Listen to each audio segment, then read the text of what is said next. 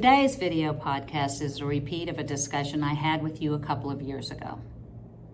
With regard to the third-party financing addendum and the financing terms written into a contract, you must think of those terms as a contingency in favor of the buyer and not an obligation on the part of the buyer.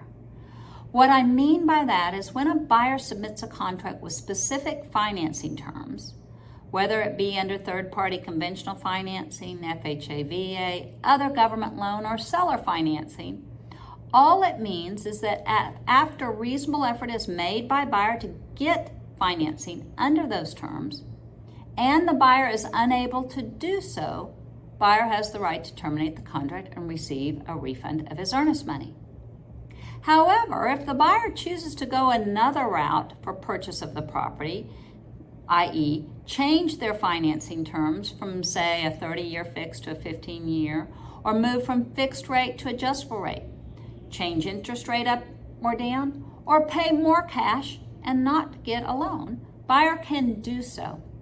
However, buyer is only protected from default under the written contingencies.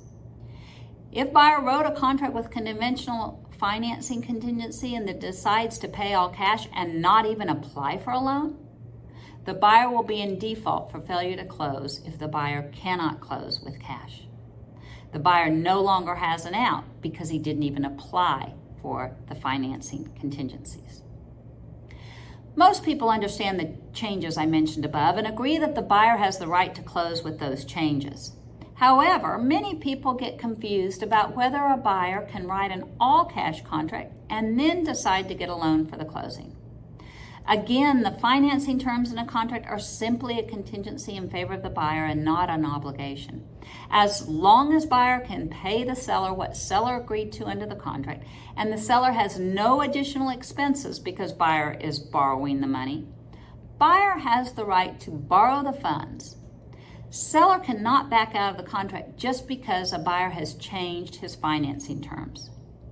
It is irrelevant to a seller whether at closing buyer pays with cash or borrowed funds from a third party. A seller is actually better off with a contract written as all cash. Such a contract has no contingencies for buyer's creditworthiness, income, loan terms, or property conditions such as appraisal. A buyer who writes a cash contract with the intent to borrow funds is the party who's accepting the risk of those approvals. Of course, whatever offer is submitted to you, most listing agents require proof of ability to pay. If buyer shows an ability to pay with borrowed funds and seller is comfortable with that evidence, it's still a better contract for a seller if the buyer writes the contract as all cash and not contingent on buyer approval or property approval. Clearly, the fewer contingencies a buyer has under a contract, the better position for the seller, and vice versa. I am available if you have any questions about this. Please email me at dmoore@allegiancetitle with any questions you may have. In the meantime, best wishes for continued success, and I hope to see you at our closing table in the near future. Thank you.